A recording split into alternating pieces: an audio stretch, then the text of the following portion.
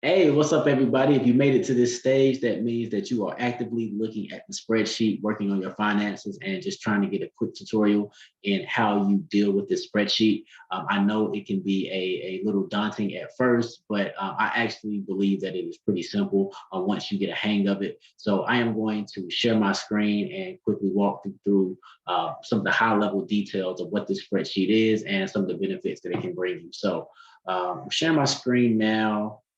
And well, you can't let me know if you see it or not. So share screen. Let's get this spreadsheet.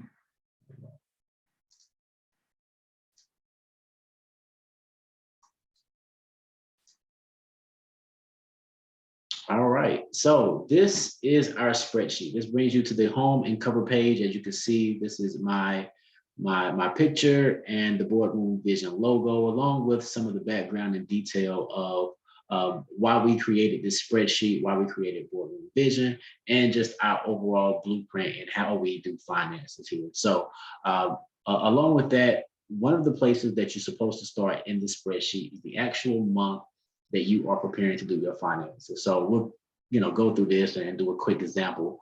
Let's pretend that January, you start at the beginning of the year, New Year's resolutions, New Year, New Me, and you want to improve your finances. So this is where everything starts. Everything starts in January because obviously it's the beginning of the month. And number two, it funnels into the other two tabs that you see here. I know you're probably wondering, why did I skip over these and go straight to January? I'm gonna come back to these because you have to start with your budget first. But these other two tabs will give you some good high level detail once you start collecting data over month basis. So like the steps say here, you start in B5 and BC, excuse me, B5 and C5. The column B is what you are estimating for the month, and column C is what you are actually getting that month. So in your personal net pay, this is what you pay, or this is what you receive after your taxes, after your benefits, so on and so forth for that particular month. So for the month of January, let's just say, your household made $30,000. That's the estimate, and you ended up making, you got a bonus in there or something that was $35,000. Let's just say that's, we're just using numbers here for sake of easy to track. Rent, mortgage, you want to put that in. Those are pretty consistent numbers. That's why I labeled this section monthly fixed expenses. The monthly fixed expenses are essentially the expenses that typically don't change that much. We're talking about mortgage, we're talking about energy bills. I know a lot of people, that kind of fluctuates depending on, but these are things that you're going to have to pay. These are things that are usually connected with your home and that you have to live in some way, shape, or form. And these are things that typically I like to auto pay. So again, mortgage, home, gas, water bill, cable or streaming services, your car loan, car insurance, student loans if you have any, credit card, cell phone. I'm a tither, so I put that in there as a preset. If you aren't, it's cool. Change these however you want to see fit. But it also gives some additional places to put those fixed expenses. What happens is, let's just say rent is $2,000 is what you're estimating, and it's actually $2,000. It automatically populates here in B26 and C26 for that month. So as you can see, let's just hypothetically say energy was 50, home gas is 50, water bill is 20. It calculates your expenses on a month or on a bill over bill basis. So you do that all the way down to your fixed expenses are total. And then the next section, you do the same thing, but with your variable expenses. These are the places in your budget where people can typically save money. The top part is, those are expenses that you just have to kind of pay. These are things that you need to survive. But the variables, this is stuff that you can kind of wiggle around. So groceries, we all have to eat, but your balance between restaurants and groceries, That's all up to you. These are personal decisions that you make in your budget. So let's just say we spend $400 a month in groceries, but we're eating out maybe $50 a month. And this would be actual estimate depending on where you fall in the boat. You can, let's say we budgeted for 450 over here, but actually did 400. Just to kind of give you a flavor of what you're supposed to do. And you do this all the way down with each one of these expenses. As you can see in B51, C51, it totals by itself and gives you a total of your expenses in C54 and B54. So this is how much you would spend a month after you've input all your expenses. And as you can see, depending on how much you made versus how much you spent, it gives you an accurate amount of how much you were able to save that month. Now, you repeat this same process month over month over month over month. What ends up happening is you're able to calculate in total how much you were able to spend and track for each month's perspective. So as you can see here, just so you're looking for a second. So as you can see here, it just kind of gives you some trending analysis of your personal net pay was 35,000, total expenses were 2570, and your net savings is 32,000. So this is going to be important once you start filling out every month's expenses and net pay, because it's going to show you where your damage is being done in each particular month. It's important because let's just say when December comes and you look back and you look at January and for some or June rather, and you notice that your miscellaneous expenses went up by $100, but not just for June, but for July and August. You notice that there's a trend there. So you get to go back into those particular months and figure out, oh, why was my miscellaneous money up so much? And then you get to dive into that number and figure out, all right, what caused you to expend that much each month? And typically, you know, what happens in summer months, you're going out more, you're meeting more people, you may go to the bar a little bit more, whatever the case may be. And, you know, you get a little bit more loose with your spending.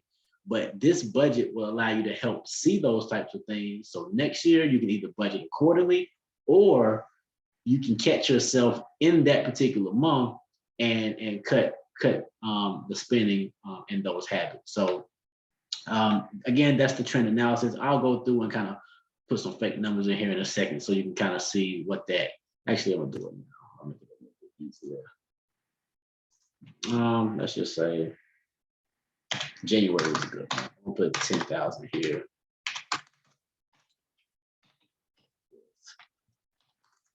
100, 500, so on and so forth. We're gonna rinse and repeat. 2,500, 1,000. I really just want you to see how this thing can actually update automatically for you. And as you can see, you're starting to get a line graph here of your spending.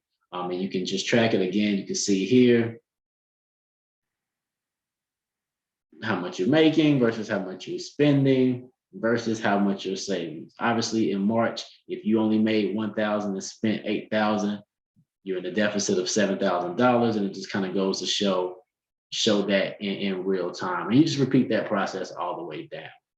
Now, the overall financial position tab is actually a pretty good one as well.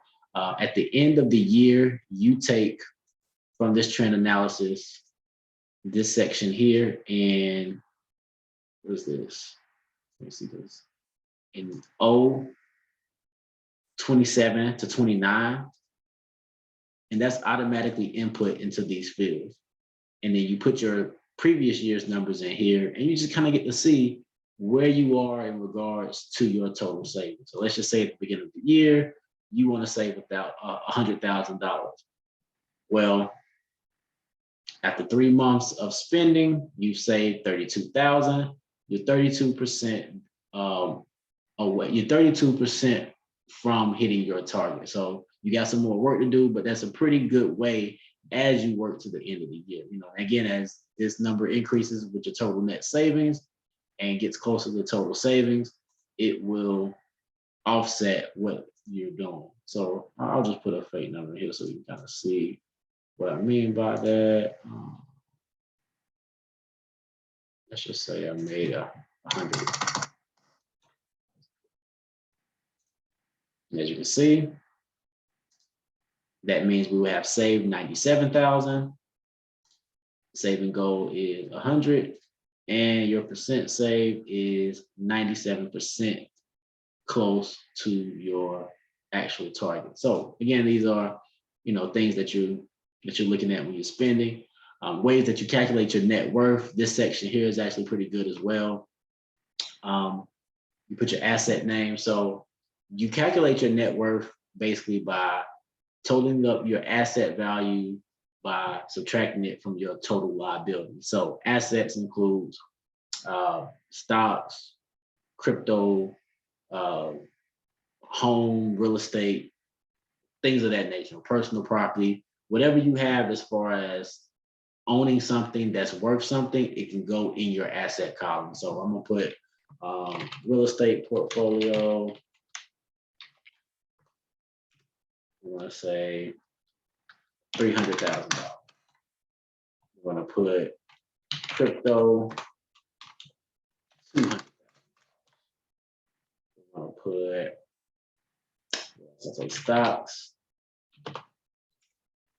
100,000.